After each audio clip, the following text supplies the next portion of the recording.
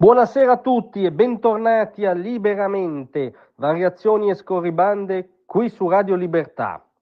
Allora, senz'altro sono molto importanti i ballottaggi in parecchie città, diciamo, medio-grandi andate in scena oggi. Ci sono dei risultati che permettono al centro-sinistra di urlare al trionfo per le vittorie a Firenze, Bari, Perugia, Cremona, il centrodestra avanti a Rovigo e Lecce.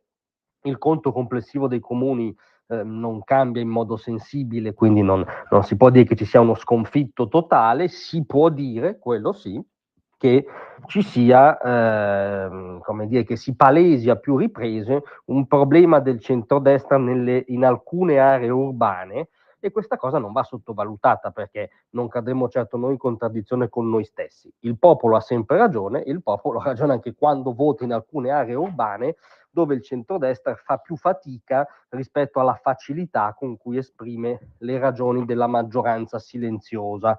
Quindi non trascuriamo questo dato, anche se sappiamo che ci sono forti specificità. Firenze su tutti, lì si parla di un sistema ultradecennale. Però non vorremmo che la grande caravanserraglio dei ballottaggi facesse passare in secondo piano il dato che invece deve rimanere in primo piano proprio per oggettiva gerarchia di importanze, cioè la partita che si sta giocando in queste ore in Europa. Ecco, a questo proposito sì che vorremmo che il centrodestra, le destre europee non perdessero l'occasione storica che hanno di fronte. Stasera c'è un incontro tra Giorgia Meloni e Viktor Orban, sicuramente molto importante per le tattiche, ma anche per le strategie future.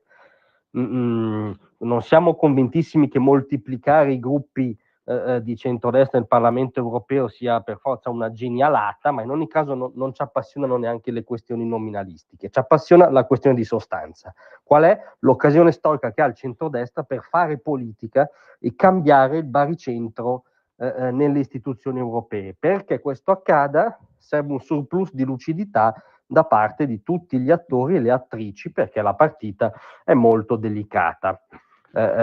Ovviamente pensiamo in primis, essendo noi italiani, alla nostra Premier, che guida un governo che, a differenza della regola, ha fatto segnare una felice eccezione, perché è andato molto bene alle elezioni europee.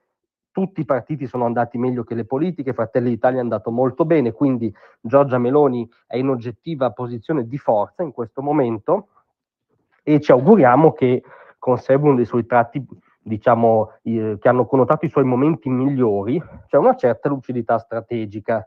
Traduzione: non si presti a fare semplicemente da sponda con i conservatori, una maggioranza Ursula bis, appunto, con il mero ingresso dei conservatori, ma provi a partire dall'unità del centrodestra, dall'unità delle destre, che è uno schema che potrebbe essere avvalorato dal prossimo voto francese, e potrebbe sedersi al tavolo europeo conscia del voto andato in scena nei tre paesi fondanti da un punto di vista economico, storico e culturale dell'Unione, cioè Italia, Francia e Germania, e appunto non muoversi da questo dato politico e provare a stanare i popolari, i quali a loro volta dovrebbero essere lucidi e, come hanno detto a Radio Libertà, tra gli altri Antonio Socci e il direttore Mario Secchi, riconnettersi col popolo, coi popoli europei, riconnettersi con la loro storia, quindi smetterla di fare da stampella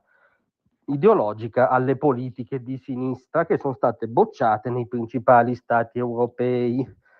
La stessa Le Pen, le stesse destre che afferiscono identità e democrazia, anch'esse devono mostrare un surplus di lucidità e non prestare il fianco, non dare alibi pretestuosi a chi vuol farne la caricatura. Da questo punto di vista, molto incoraggiante oggi la conferenza stampa di Jordan Bardella, che ha detto delle cose da centrodestra conservatore, moderato, custode delle tradizioni della cultura europea, ma pragmatico, con zero estremismi, e quindi, come dire, ha smentito tutte le caricature. Ha detto in soldoni che non è in discussione il sostegno all'Ucraina. Certo, il Rassemblement vuole abbassare la temperatura bellicista di Macron, ma non mette in discussione il sostegno all'Ucraina.